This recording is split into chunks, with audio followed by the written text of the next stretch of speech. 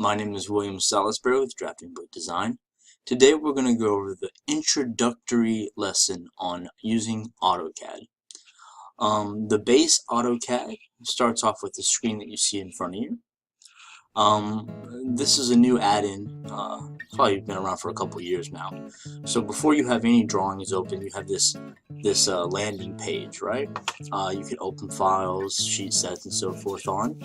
You can start a new drawing from a template. You can see your recent drawings that you've had open. You have notifications from Autodesk if they have stuff they want you to know about that's happened. Like in this case, you can see they have improved graphics with their accelerator, which that one's mixed. You can also add CAD to mobile devices and stuff like that. A nice feature they added in is the sign-in to AutoCAD 360. What this does is it lets you sign in up here, or you can do it there, I suppose. Signing in, I'm going to show you right here. I'll sign into my AutoCAD 360.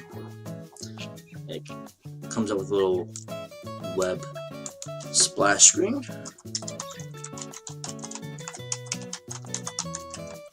And you just type in your email associated with your account and your password.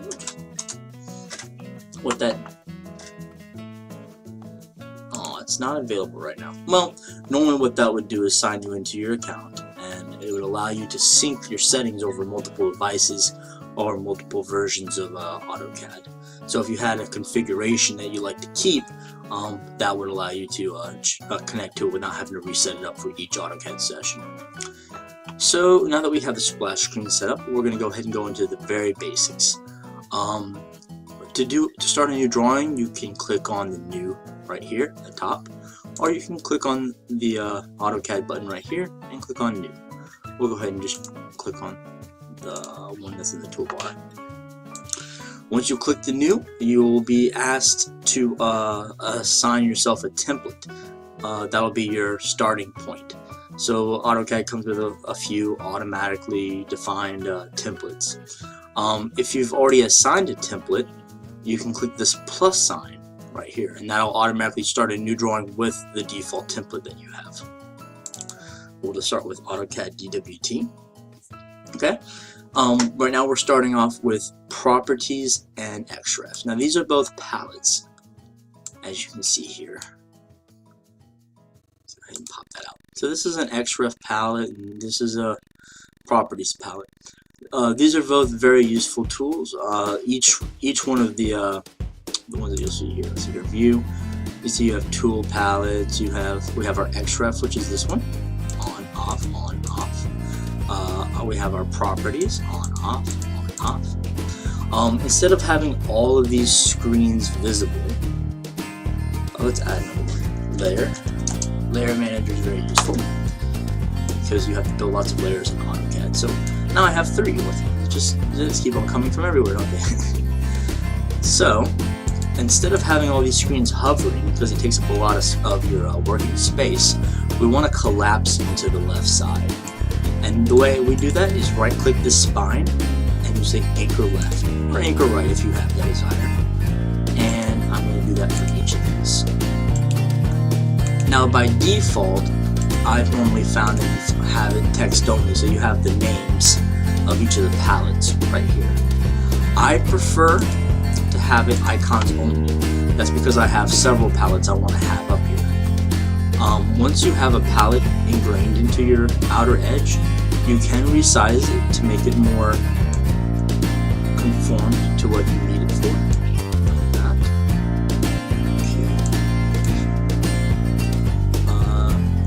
Okay. If you need to be able to see more, just pull it on out. Just hover over that outer edge. If you come too far out though, it's going to automatically go away because it should be set to auto hide. Okay. Because a lot of people like the standard size. Okay. So now that we have all of our palettes established, we can start working with our CAD environment.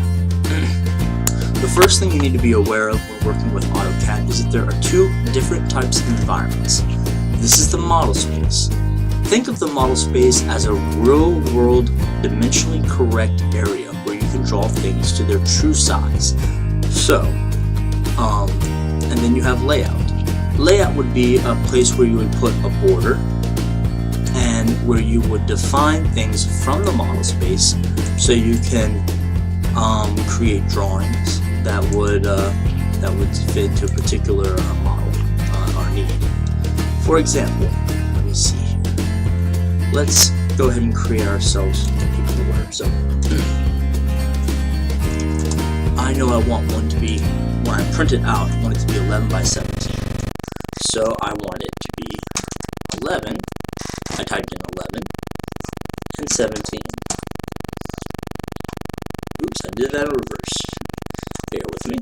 So 17, 11, 17, and I can hit C for close. Okay, now we have our 11 by 17 board. Now, normally you build this with a lot more in it, maybe a title block and things that define what this particular border is for, what particular type of drawing you're trying to build. You may notice that the blackened screen behind it is smaller. Now that is your active space in your layout. That's what the system wants you to use for your drawing. When it doesn't match what you actually have, what the drawing border is, you can redefine that black space. We type in page setup. Okay, it starts off with layout 1, which is the name of the layout that we're currently in. We want to create a new page setup. I will call this 11 by 17. Okay. After we have 11 by 17, we click OK. It opens up a splash screen, which allows us to define all the parameters that we want for this page. Okay. Let's say I want my picture, my drawing to default print to an Adobe printer. That way I can produce PDFs of my drawing by default. What kind of pen setting do I need? Well, pen settings help you re-image a drawing. So it defines how thick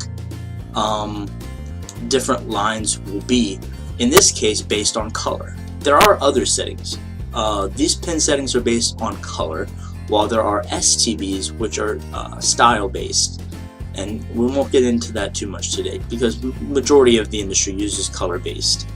So the way you color your model will define how thick some lines are and how transparent some lines are.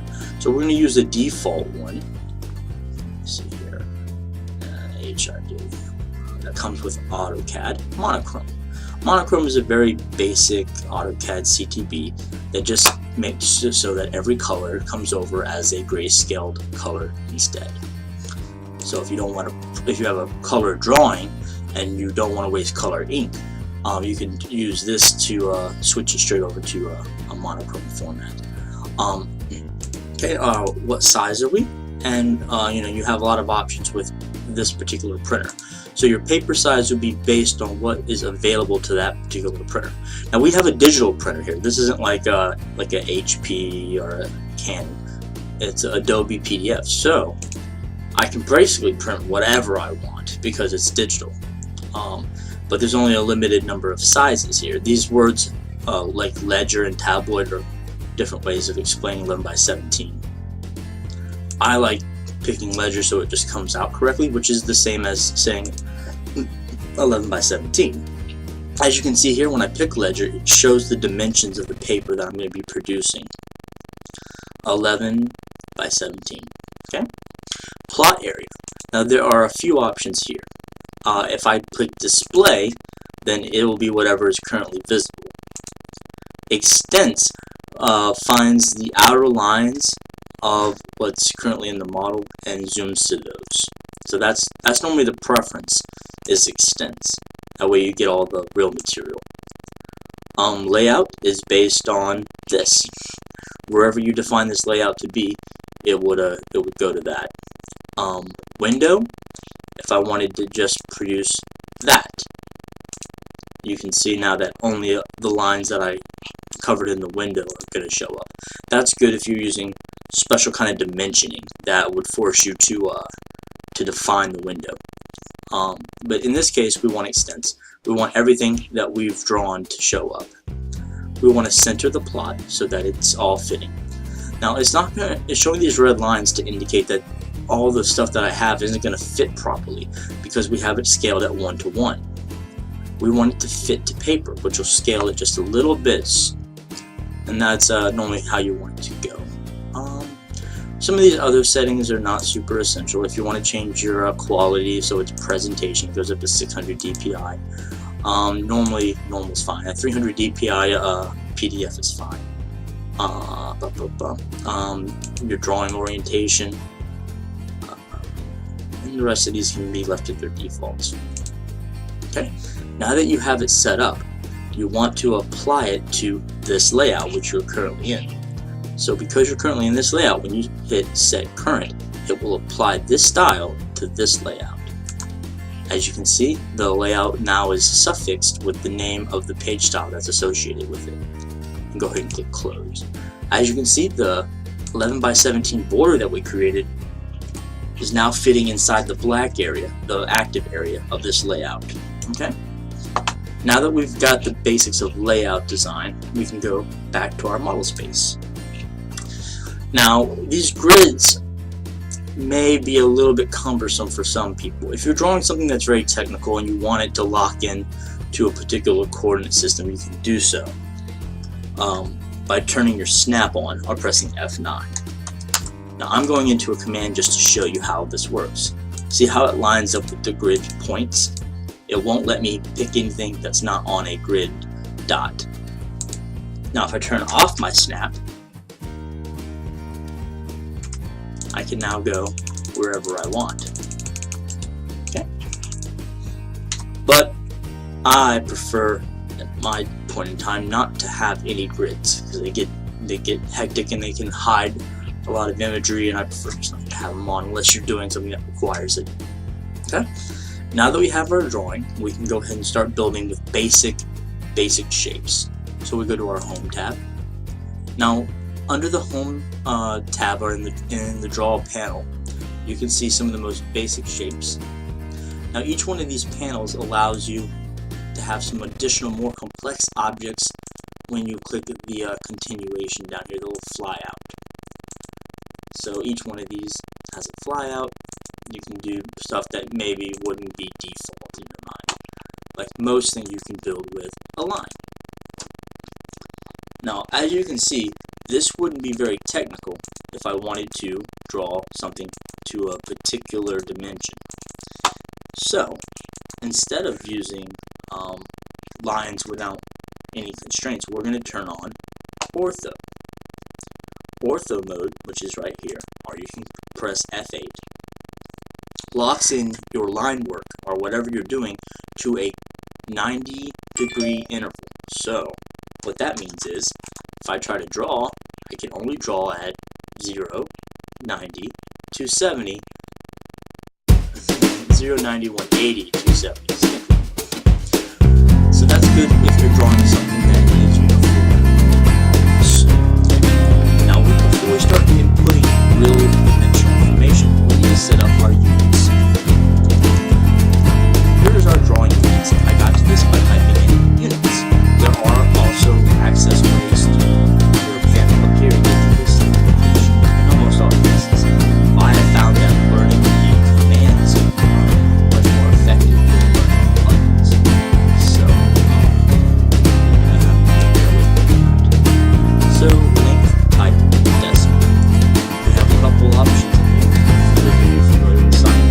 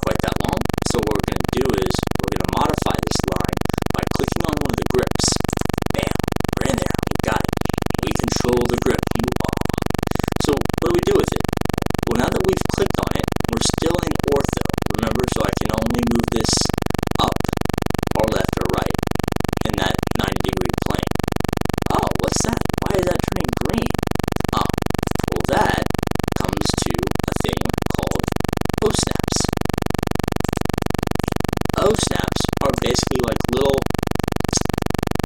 icon magnets. So basically, if you're floating over an endpoint of an object, a midpoint, the middle of an object, a center of an object, these little indicators will pop on. That lets you know as a drafter that what you're connecting to is something that is a logical part of that object. So, I just typed in circle, and I drew a circle. I want a circle on each of these corners. How do I move this to each of these corners? I selected the object. Now, in selection, I could just click one time on one of the contour lines. There is another method in AutoCAD that's good to be aware of. It's click once to start a window. Now, as you can see, I get a different color window depending on which way I go. From my initial point, if I go to the right, up or down, the catch screen will be in blue. See that?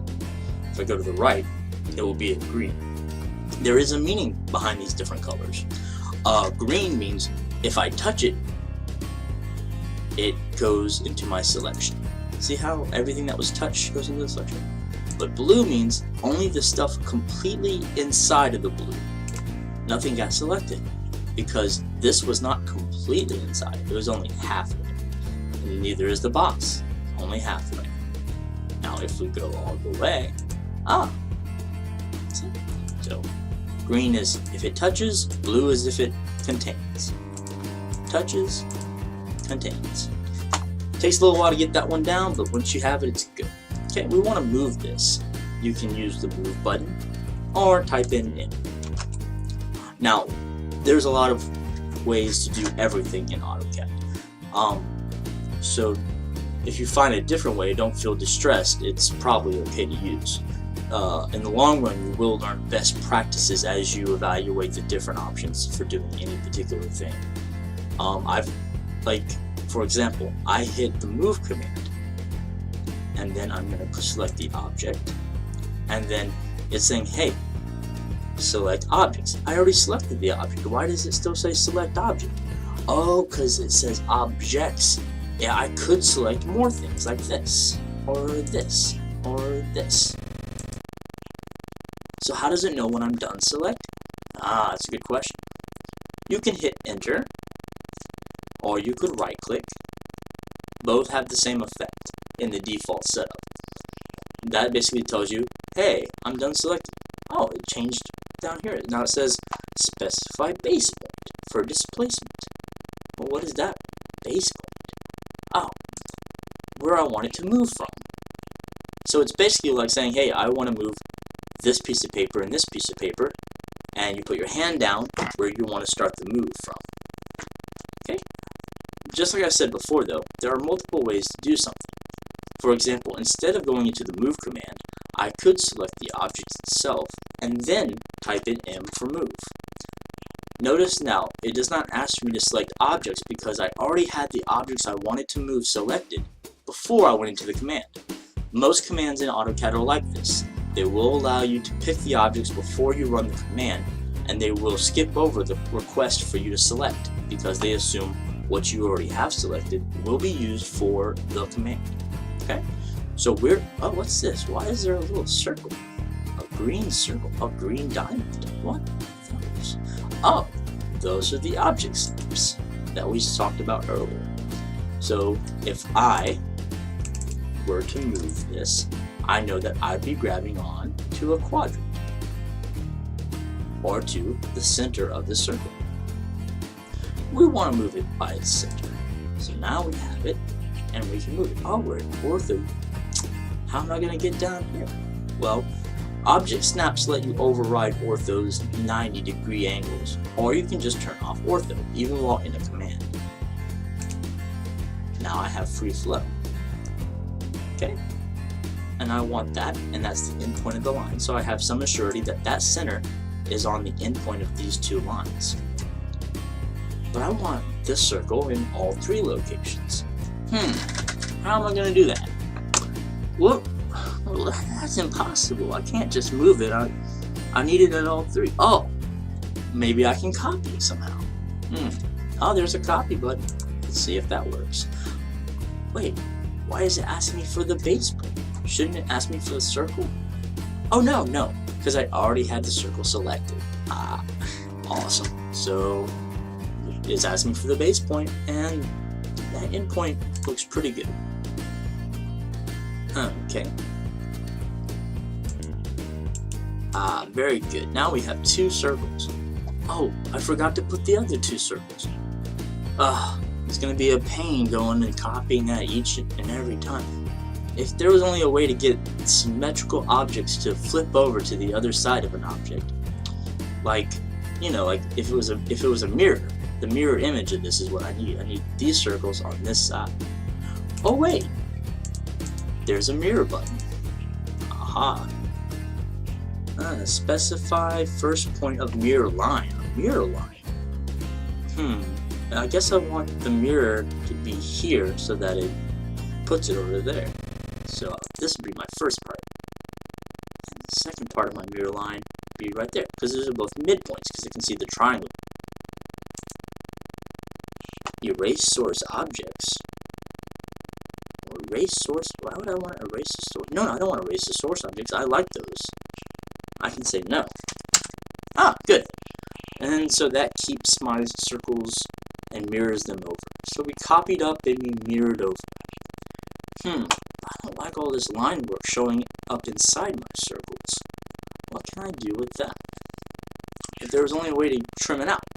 You know what I'm going to say. There's a button for that. We have the trim command, which allows us to trim 2D objects, like line work like this. Go ahead and click trim. Now there's a couple options. Always pay attention to your command prompt down here. It's the best teacher of all.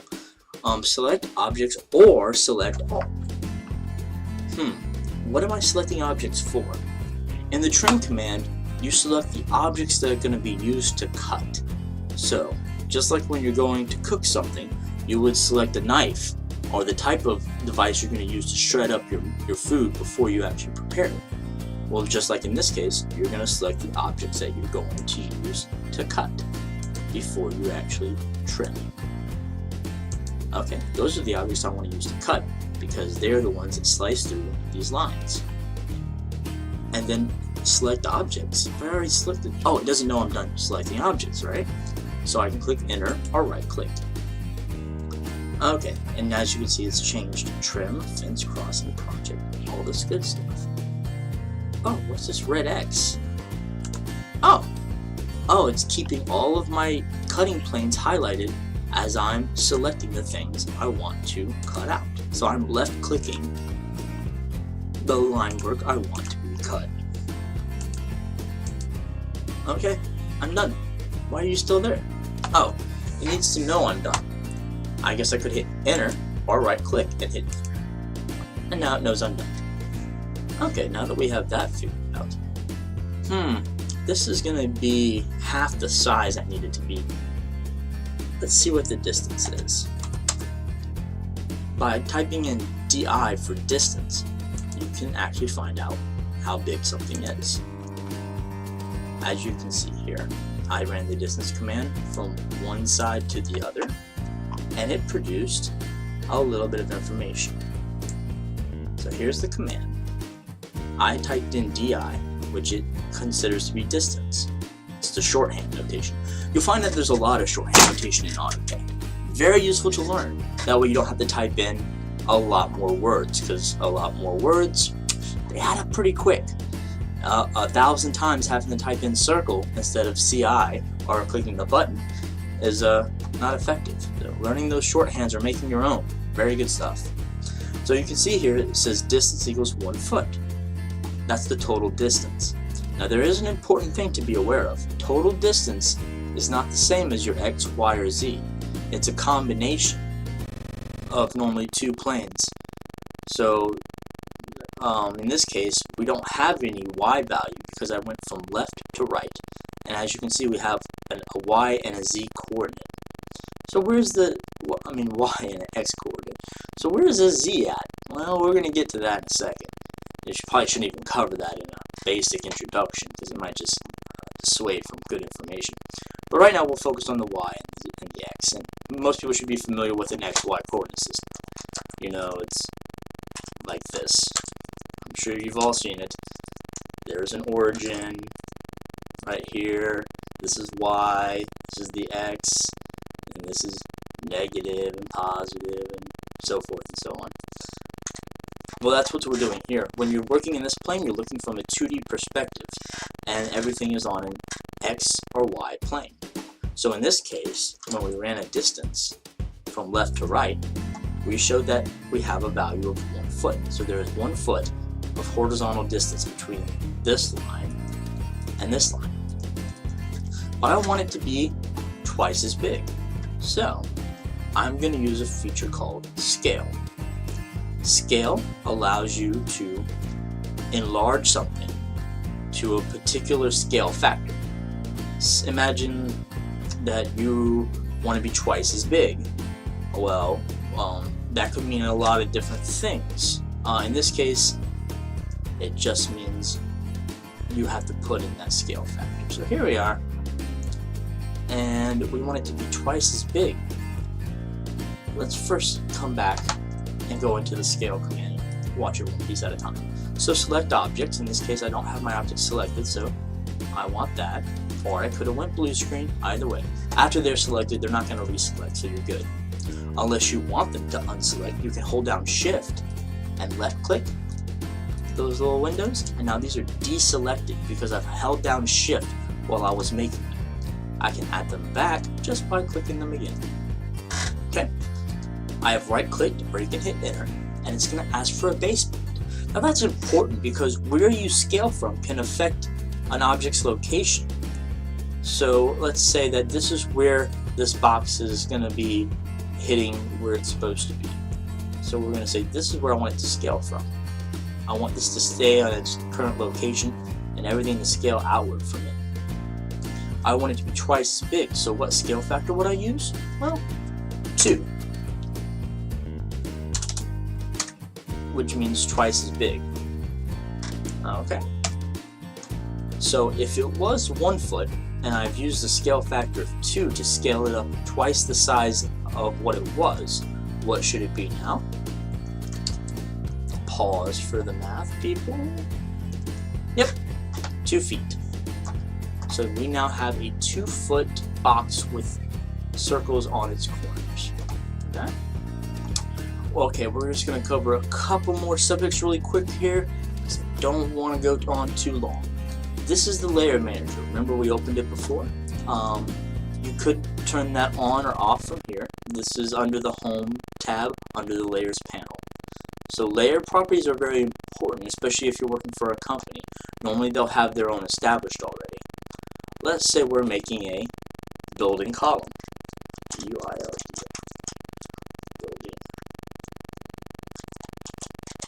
Building exterior. Okay. Now in this, what you'll be able to do is define the color, a particular line type that you want this this layer to have, and you can override any of these features, but these are the defaults. So if you by default put them on this layer, it will have these features. I'm okay with continuous, although you can load others from the AutoCAD default, like if you wanted dashed lines, you wanted everything on that layer to be dashed, or have some other weird particular feature. There are many options. In this case, we're not going to do that. So we have created one layer, building extension. But what layer are these on? When I select it, the layer manager up here will show you what layer they're on. Or you can go to the properties palette. The properties palette tells me this is a polyline. But what's a polyline? I thought we were drawing these with lines. Oh, I guess not. A polyline is different in a very important way. Remember how we talked about color-based plot styles? Well, those apply to 2D simple geometry.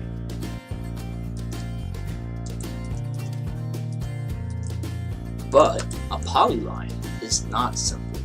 because it has the capacity to do something that others do not. So, these are now lines. And these are polylines. So when I go, and I've only selected my polylines. Oh, no, I have one line in there. Uh-oh. Well, that's no good. Which one of these is a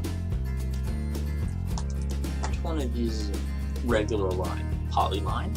Polyline. Line? Okay, we need this one to be a polyline.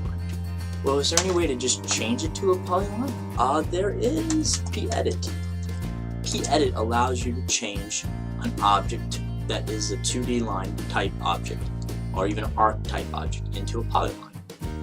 Notice that the command, always check your command line, says multiple. So if I had more than one object, I could use multiple. In this case, we only have one, so I'll go ahead and select it. Now there's a strew of options that come up after we select our object for P-Edit. Do I want to close it, join it, with it? I don't want to do any of those things. It's already good. I just wanted it, so I hit enter. Hover, and it's a polyline like the other three. So I'm going to go ahead and select these. Now, this is where the difference between lines and polylines comes in. Global width. What's global width? Well, 0.01. That's not very noticeable. 0.1. Let's go up a little bit more. 0.5. What on earth? So polylines, unlike a line, when you go into the properties palette for a line, you will not have a global width option. That's because the width of a line is determined by the color based or the plot style that you use. Otherwise, this will just show up in whatever thickness you have assigned to it. But see, no matter how high I go, it doesn't visibly show. Okay. And there are ways to make it visibly show, but normally it'll only show when it's printed out. Okay. So that's the main difference that we have there. So what makes a polyline? A polyline. Well, it's actually 4 dots. 1, 2, 3, 4. And that's what makes a polyline different, is that it's more like a polygon in a way, that it encloses and it shades itself with that color.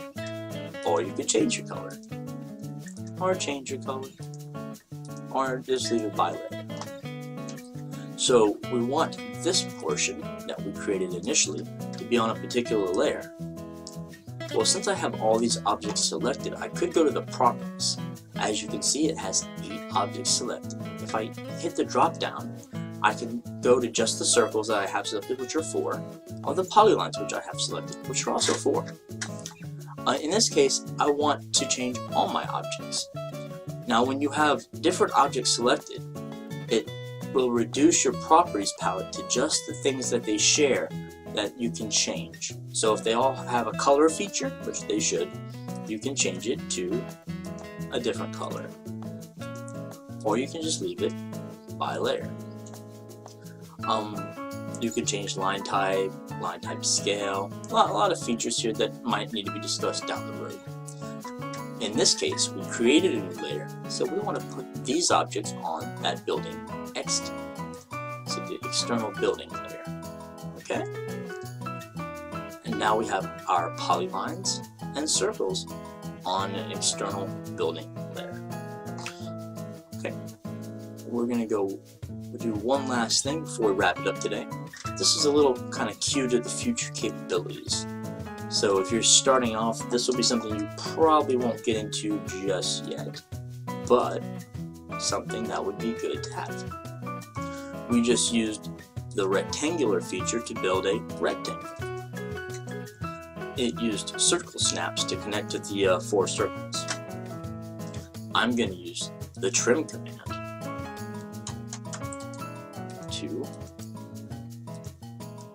knock out, and I'm going to use the trim command again.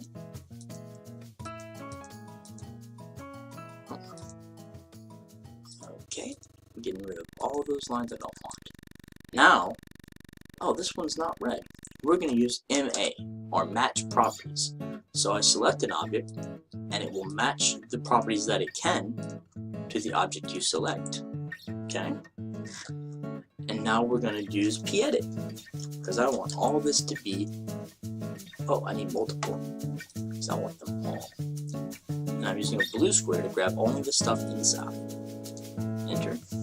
In this case, I do want to join it. A fuzz distance, don't worry about it, just hit enter. Save yourself some energy. Okay. Now it's all one intelligent polygon. Now there's something else you can do with polylines that you can't do with regular 2D lines. See up here in your corner? You might want to leave this alone until you're ready for it, but this is your perspective, your view, and this is your visual styles. These have more of an impact when you're dealing with 3D material. So this will end our lesson on the basics of AutoCAD, but I will show you the Z-axis. As you see in the bottom left, we now have Y, X, and Z because I changed our perspective to an isometric perspective, which means we're looking like a bird would look on a boat. Okay. Remember that polyline that we created out of arcs and polygons? Well, now we're going to extrude this. This is one of the biggest powers of AutoCAD, being able to turn 2D into 3D and build from basic geometry. So there's a command called extrude, and with it, you can extrude objects.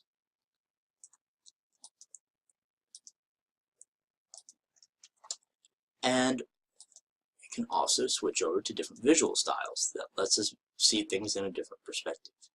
Now right now I'm orbiting, which you can do by holding down Shift and the middle button of your mouse, or you can type in orbit